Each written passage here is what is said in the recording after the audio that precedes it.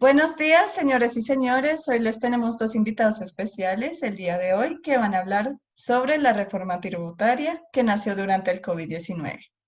Antes de presentarlos, es conveniente recordar un poco en qué consiste la reforma tributaria 2021.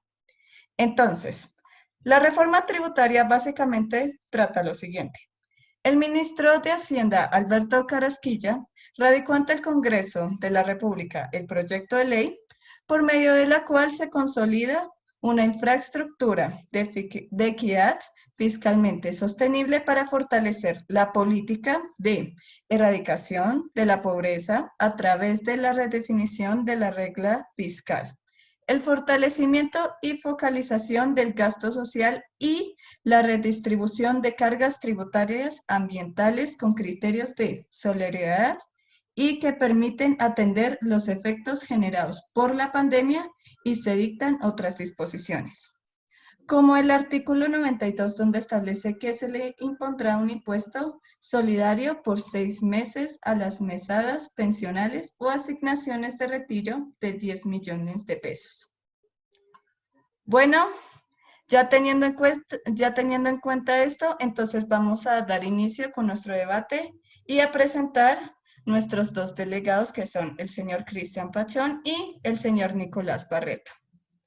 Bueno, señores, para comenzar, ¿cuál es su posición o punto de vista de la reforma tributaria? Buenos días, me presento, mi nombre es Nicolás Barreto, soy representante de las centrales trabajadoras y a continuación mencionaré las principales falencias y atrocidades que piensa plasmar el gobierno por medio de esta nueva reforma tributaria. Para empezar, mi punto de vista sobre la reforma tributaria emitida por el presidente Iván Duque conjunto a Alberto Carrasquilla, ministro de Hacienda, va de acuerdo a los siguientes argumentos que claramente muestran el descontento de la población y de cómo esta reforma afecta a las clases más pobres y acorrala a las clases medias. Primero, como primera instancia, la aplicación del IVA a los productos de primera necesidad, ya sea directamente o por defecto de pasarlos de excluidos a exentos, representa un recaudo nuevo por 10 billones de pesos, un estímulo a las importaciones, un golpe a los productores nacionales y el saqueo al bolsillo de los colombianos, especialmente de ingresos medios y bajos.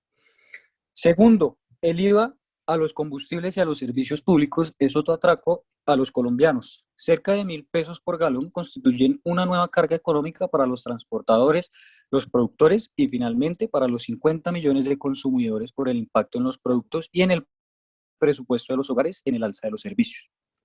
Tercero, su aspecto social es un engaño desde el título hasta el contenido. Es una burla a la renta básica solicitada.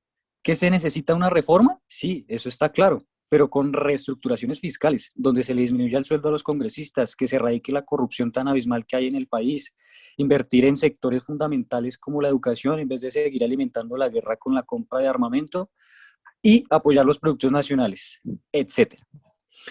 Por esto, anteriormente dicho, los colombianos no deben seguir permitiendo estos atropellos y abusos por parte de un Estado opresor, corrupto e ineficaz que lleva hace varios años sometiendo al pueblo y aumentando la brecha de pobreza y desigualdad tan enorme que tiene el país. Muy interesante su postura, señor Nicolás. Ahora, señor Cristian, ¿usted qué nos puede decir al respecto?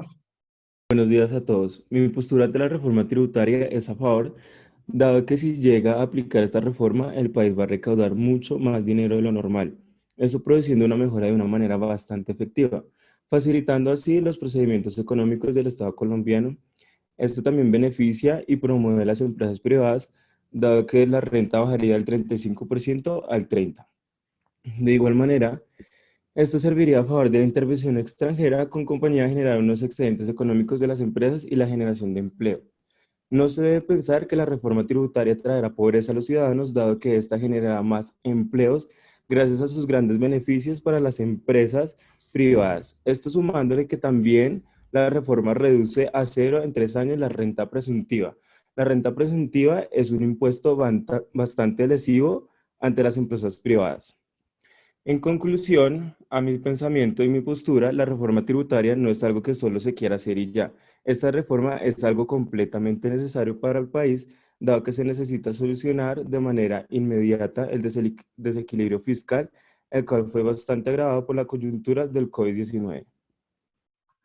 Como pudieron ver y notar, hay una gran disputa entre los puntos de vista. Señor Nicolás, ¿nos podrías aclarar tu postura en este debate, por favor?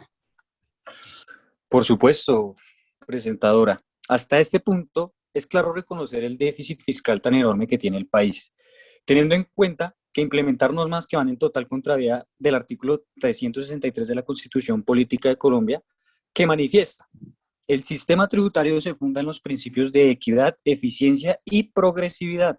Las leyes tributarias no se aplicarán con retroactividad. Si analizamos este artículo, se puede evidenciar cómo no se cumple para nada esta disposición, puesto que no hay ningún tipo de progresividad en esta propuesta de reforma, evidenciando cada vez más las complicaciones surgidas por el COVID-19, donde cada vez el rico es más rico y el pobre es más pobre. Por esto, mi posición es en contra de esta nefasta reforma para el pueblo colombiano. Muchas gracias. Concluyendo en esta gran etapa, podemos darnos cuenta que el señor Cristian está a favor de la reforma y el señor Nicolás está en contra. A continuación, se dará inicio a una etapa de clausura en donde ambas partes expondrán sus diferentes respecto a sus argumentos y generarán algún tipo de solución para este conflicto. Entonces, como ya vieron todos, la reforma tributaria tiene sus desventajas y ventajas, pero tanto yo como el público nos gustaría saber, señores delegados, cuál sería la posible solución para este problema. Bueno, me encuentro en total desacuerdo con Cristian, mi contraparte, puesto que después de haber brindado los puntos en los cuales la reforma sí afecta directamente a la clase media y a las clases bajas, reitero, no tiene sentido imponer un impuesto a la canasta básica familiar. No es justo seguir aumentando salarios de congresistas cuando hay más del 42% de la población en condición de pobreza. No tiene sentido que siga repitiendo todo lo ya mencionado en mi intervención anterior. Por consiguiente, se deben buscar soluciones para estos vacíos fiscales tan grandes que presenta el país. Sin duda es importante que se hagan recortes fiscales por medio de la disminución de salarios de los congresistas, invertir en sectores como la educación, la salud, aumento de los salarios mínimos, aumento de los subsidios, buscar más inversión para que se genere más empleo, se deben aprovechar los recursos naturales y así aprovechar un aumento en su producción que va encaminado al desarrollo de las distintas regiones del país. Es claro que pueden haber infinidad de soluciones, pero en realidad la mejor solución es salir a votar por un cambio, formarse y no estar cegado por la ignorancia que estos gobiernos han querido manifestar en el pueblo colombiano. Es completamente respetable la ideología de Nicolás ante la reforma tributaria. De igual manera, como dije anteriormente, esta reforma es completamente necesaria para poder regular y equilibrar el hueco fiscal que se encuentra ahora en nuestro país. Así como tendrá aumento algunos productos alimenticios, también tendrá aumento de los subsidios ante las personas de bajos recursos.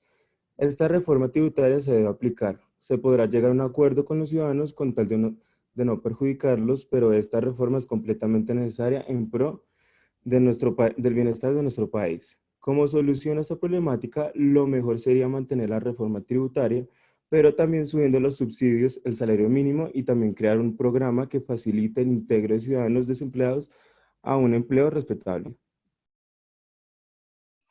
Muchas gracias, señor Nicolás y señor Cristian. Bueno, damos por terminada la sesión de nuestro increíble debate de hoy sobre la reforma tributaria. En forma de conclusión de todo este proceso, Cristian y Nicolás han tenido sus diferencias, pero han mencionado ciertas similitudes en sus argumentos, como el salario de las personas que se involucran en esta reforma, también del hueco fiscal que se puede dar a lo largo de la reforma. Por eso, el señor Nicolás cree que la mejor solución es buscar cómo quitar esos vacíos fiscales tan grandes que presenta el país y usar el salario donde se beneficie tanto el país y la gente que lo necesita y está desempleada. Y la solución del señor Cristian es básicamente llegar a un acuerdo con los ciudadanos, pero dejando la reforma tributaria y subiendo los subsidios, el salario mínimo y también crear un programa que facilite el integro de ciudadanos desempleados a un empleo respetable. Claramente, la disputa se resuelve a favor del antagonista, ya que se retira el punto de vista del protagonista porque la reforma tributaria se eliminó y se comprobó que no iba a ser una buena idea, en especial para la clase media y la clase alta.